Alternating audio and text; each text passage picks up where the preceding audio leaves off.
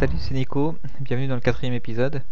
Hier, je vous ai montré le design que j'ai réalisé pour le site 365-jour.fr et si vous vous souvenez bien, dans ce design, j'utilise une police personnalisée.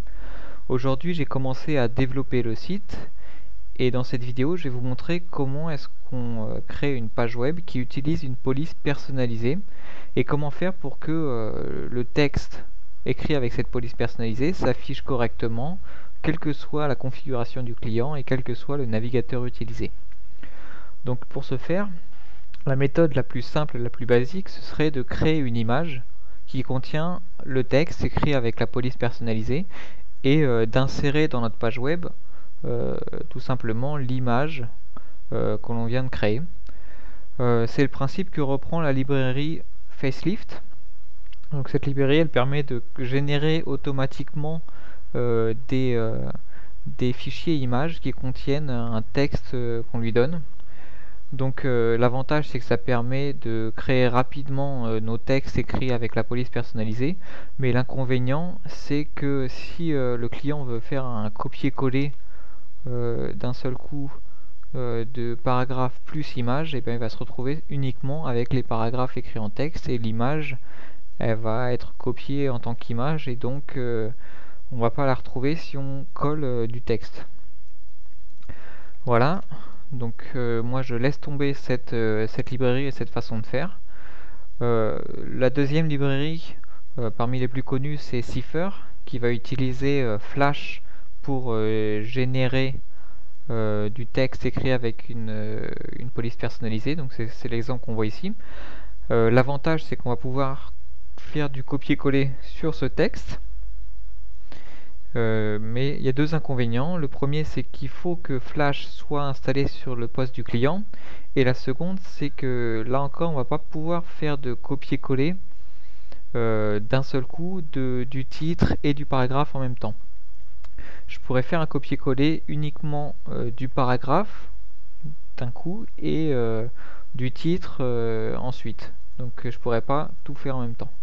Donc là aussi, point de vue accessibilité, c'est pas super. Donc je regarde la troisième librairie parmi les plus connues, c'est Qfont. Cette librairie, elle utilise JavaScript et la propriété, la balise Canva d'HTML. Donc ça marche plutôt bien. Mais comme on le voit ici, pour sélectionner, on va pas pouvoir sélectionner au niveau de la lettre, on va pouvoir sélectionner au niveau du mot.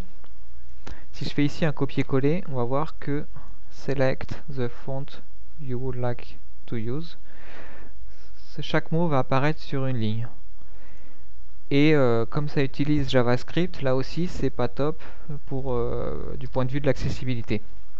Donc ce que je vais vous montrer dans cette vidéo, c'est comment est-ce que je vais créer une page web qui utilise une police personnalisée avec la propriété font face de CSS.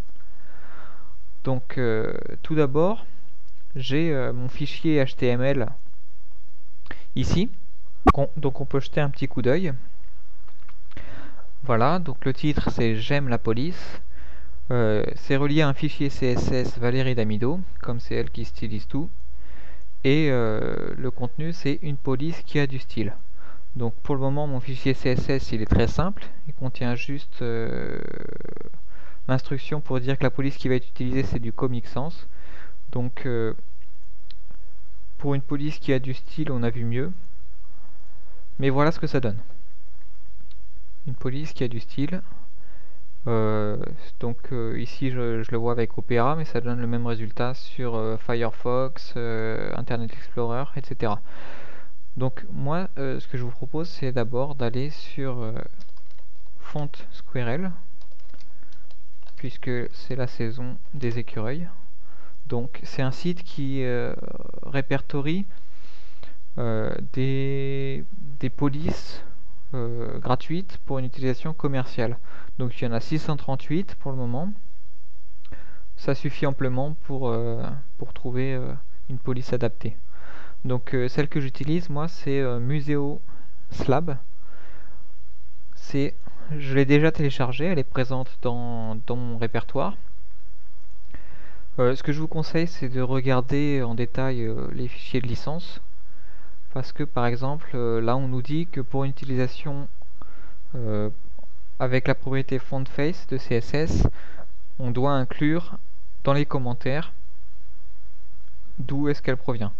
Donc je le fais et puis je vous conseille de le faire parce que les créateurs de polices sont bien gentils de mettre des polices gratuites à notre disposition pour des projets commerciaux. Donc je vous conseille de suivre ce qu'ils disent dans les licences. Voilà, ça mange pas de pain.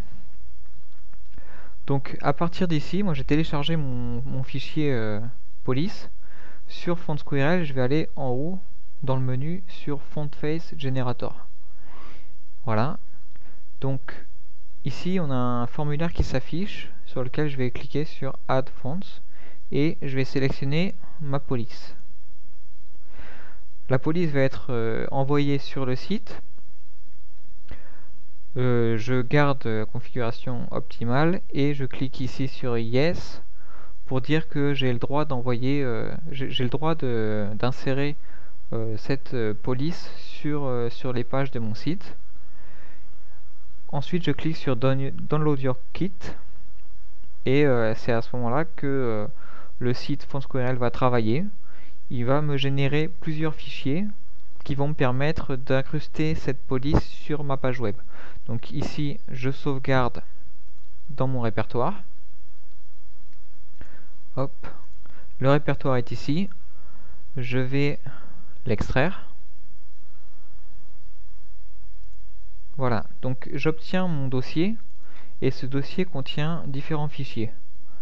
Tout d'abord, un fichier HTML qui va me faire la démonstration que l'incrustation de cette police fonctionne bien, et un dossier qui permet d'afficher bien ce fichier démo, et enfin un fichier de configuration du générateur. Donc ces trois fichiers, moi, ils ne m'intéressent pas, je vais directement les supprimer.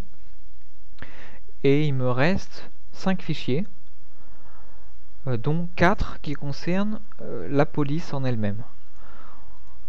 Donc pourquoi il y a 4 fichiers? Tout simplement parce que les navigateurs, comme vous le savez bien, réagissent différemment et ont été développés différemment, de sorte que Internet Explorer ne réagit pas de la même manière que Safari, Chrome ou Opera.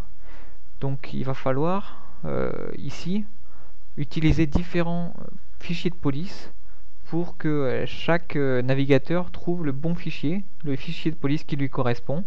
C'est ce qu'on voit sur ce tableau-là. Par exemple, Internet Explorer depuis sa version 4 reconnaît uniquement les fichiers police de type Embedded OpenType. Donc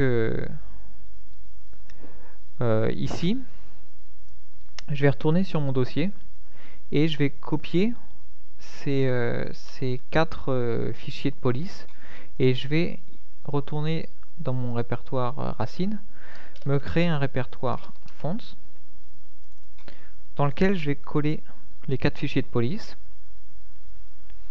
Ensuite, je vais jeter un coup d'œil au fichier stylesheet.css et dans ce fichier là on voit bien la propriété FontFace. Et donc moi c'est de celle-ci que je vais me servir. Donc je fais copier-coller de cette instruction là dans mon fichier à moi, mon fichier valeriedamido.css, à cet endroit là. Hop, voilà. Donc ici on voit bien mon instruction FontFace pour la police Museoslab 500. Je vais tout de suite remplacer le petit smiley qui rigole parce qu'il me nargue par le nom de la police Museoslab 500. Et ici je vais changer le nom d'accès, le répertoire d'accès des polices pour le répertoire font.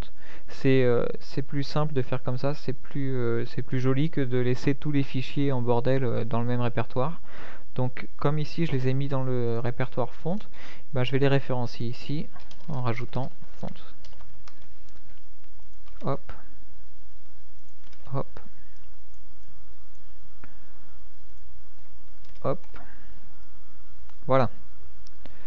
Et ici tout simplement, au lieu d'utiliser la police Comic Sans MS, eh bien je vais utiliser à partir de maintenant la police Museo Slab 500. Donc je sauvegarde et je peux tout de suite jeter un coup d'œil, je rafraîchis la page et voilà, ma police a changé, elle est maintenant du type Museo Slab 500. Donc là ça marche sur Opera, je vais tout de suite vérifier que ça marche bien sur Firefox. Donc ça fonctionne. Sur Google Chrome, ça fonctionne. Sur IE8, ça fonctionne. En même temps, j'ai ouvert sur VirtualBox un Windows XP avec IE Collection pour tester sur Internet Explorer 7. Donc je vais tout de suite reprendre l'URL. Hop, je teste sur IE7. Voilà, je rafraîchis, on voit bien que ça fonctionne. Et IE6. Voilà. Donc ça fonctionne également. Et je vais faire le test sur mon iPod Touch.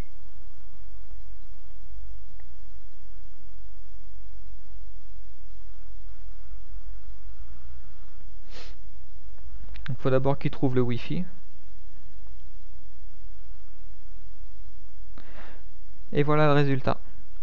Donc, si je résume bien, ça fonctionne sur IE 6, 7, 8, sur Firefox, Google Chrome, Opera et iPod. Ça fonctionne peut-être sur d'autres navigateurs, mais en tout cas, là, nous, on a testé et ça fonctionne bien sur les navigateurs que je viens de citer. Donc voilà pour le petit tutoriel, j'espère encore une fois que ça vous a été utile. Et je tiens à remercier les personnes qui m'ont déjà donné des commentaires positifs sur mon boulot. Ça fait plaisir et puis ça motive. Alors continuez et puis je vous dis à demain. Salut!